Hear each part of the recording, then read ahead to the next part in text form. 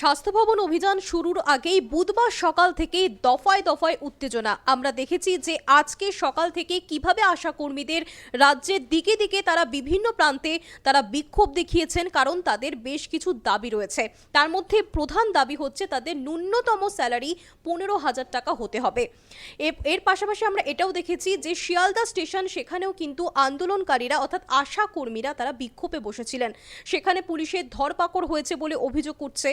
পুলিশের চোখে ফাঁকি দিয়ে যে সমস্ত আশা কর্মীরা সল্টলেক সেক্টর 5 পর্যন্ত পৌঁছতে পেরেছে, সেখানেও কিন্তু পুলিশের ধরপাকড় জারি ছিল। পুলিশি হয়রানি শিকারের অভিযোগ তুলে বৃহস্পতিবার রাজ্য জুড়ে কর্মবিরতির ডাক দিলেন আশা কর্মীরা।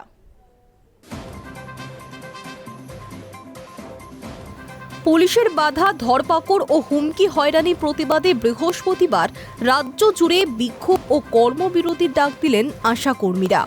বুধবার পূর্ব নির্ধারিত স্বাস্থ্য ভবন অভিযান ঘিরে কলকাতা সহ জেলায় জেলায় যে ধুন্ধুমার পরিস্থিতি তৈরি হয়েছে তার সম্পূর্ণতায় প্রশাসনের বলে অভিযোগ আন্দোলনকারীদের। বুধবার সকাল থেকেই শহর কার্যত অবরুদ্ধ হয়ে পড়ে। একাধিক রাজ্য সড়কে যান চলাচল ব্যাহত হয়। স্বাস্থ্য ভবন চত্বরকে পুলিশের দুর্গে পরিণত করা হয়। বড় অ্যালুমিনিয়াম ও লোহার ব্যারিকেডে ঘিরে ফেলা হয় গোটা এলাকা। মোতায়েন থাকে বিপুল পুলিশ ও র্যাব। সকাল থেকে কোথাও জমায়েত করতে দেওয়া হয়নি। আন্দোলনকারীদের দেখা মাত্রই আটক করে প্রিজন ভ্যানে তোলা হয়, এমন অভিযোগও সামনে এসেছে। আশা কর্মীদের দাবি, বৈঠকের জন্য ডেকে এনে শেষ মুহূর্তে পরিকল্পিতভাবে তাদের দমন করা হয়েছে। রাজ্য আশা কর্মী ইউনিয়নের সম্পাদিকা ইসমাত আরা খাতুন জানান, 15 তারিখ স্বাস্থ্য দপ্তরের কাছে সময় চাওয়া হয়েছিল। তখন বলা হয় স্বাস্থ্য সচিব ছুটিতে থাকবেন, তাই 21 তারিখে আসুন। সেই নির্দেশ মেনেই বুধবার অভিযান কর্মসূচি নেওয়া হয়। অথচ মঙ্গলবার রাত থেকেই পুলিশের বাধা শুরু হয়ে যায় বলে অভিযোগ। শুধু কলকাতায় নয়, জেলা স্তর থেকেই আটকে দেওয়ার অভিযোগ উঠেছে। বিভিন্ন স্টেশনে ট্রেন ধরার আগেই বহু আশা কর্মীকে আটক করা হয়। মেদিনীপুর ও বর্ধমানে বাস ট্রেন থেকে নামিয়ে দেওয়ার অভিযোগ রয়েছে। মেদিনীপুর স্টেশনে বাধার প্রতিবাদে রেল লাইনে শুয়ে পড়ে বিক্ষোভ দেখান কর্মীরা। গৌর এক্সপ্রেস সহ একাধিক ট্রেনে উঠতেও বাধা দেওয়া হয়েছে বলে দাবি। যারা পুলিশের বাধা এড়িয়ে শহরে পৌঁছতে পেরেছিলেন তারা শিয়ালদা স্টেশন চত্বরে জমায়েত করেন। সেখানে পুলিশের সঙ্গে ব্যাপক ধস্তাধস্তির পর স্টেশন চত্বরেই অবস্থান বিক্ষোভ শুরু হয়। ফলে নিত্যযাত্রীদের দুর্ভোগ চরমে ওঠে। আশা কর্মীরাই গ্রাম ও শহরতলির প্রাথমিক স্বাস্থ্য ব্যবস্থার মেরুদণ্ড। মাতৃস্বাস্থ্য ও শিশু টিকাকরণ থেকে শুরু করে পুষ্টি, স্যানিটেশন, সংক্রামক ও অসংক্রামক রোগ চিহ্নিতকরণ সব ক্ষেত্রেই তাদের ভূমিকা অনিবার্য।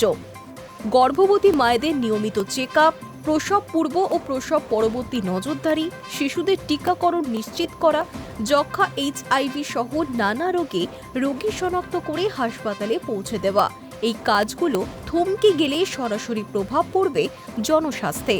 স্বাস্থ্য শিবির, ওষুধ পৌঁছানো, কমিউনিটি সচেতনতা সবই ব্যাহত হওয়ার আশঙ্কা রয়েছে।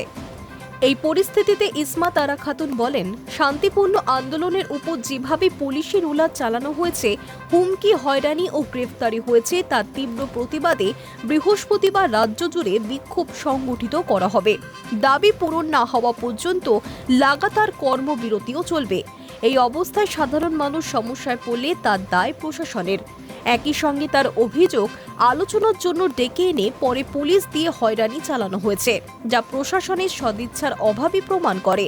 আন্দোলনকারীদের দাবি, 7ই জানুয়ারি স্বাস্থ্য ভবন অভিযানের পরও প্রশাসনের তরফে কোনো ইতিবাচক পদক্ষেপ নেওয়া হয়নি। অন্যদিকে প্রশাসনের বক্তব্য, বুধবার ডেপুটেশনে না আসার কথা আগেই জানানো হয়েছিল। স্বাস্থ্য প্রতিমন্ত্রী চন্দ্রিমা ভট্টাচার্য বলেন, পশ্চিমবঙ্গ অন্য রাজ্যের তুলনায় আশা কর্মীদের বেশি পারিশ্রমিক দেয়। পুলিশের দাবি, সেই নির্দেশ উপেক্ষা করে পরিকল্পিতভাবে অশান্তি তৈরির চেষ্টা হচ্ছিল। সাধারণ মানুষের নিরাপত্তার স্বার্থেই কড়া ব্যবস্থা নেওয়া হয়েছে। তবে আশা কর্মীরা অনড়। তাদের মূল দাবির মধ্যে রয়েছে মাসিক সম্মানী ন্যূনতম 15,000 টাকা, স্থায়ী সরকারি কর্মীর মর্যাদা, মাতৃত্বকালীন ছুটি ও 5 লক্ষ টাকার বীমা। পুলিশি জুলুমের প্রতিবাদে বৃহস্পতিবার রাজ্য জুড়ে বিক্ষোভ ও কর্মবিরতিকে সামনে রেখে এই আন্দোলন যে আরও তীব্র হতে চলেছে তা স্পষ্ট। Hi News network.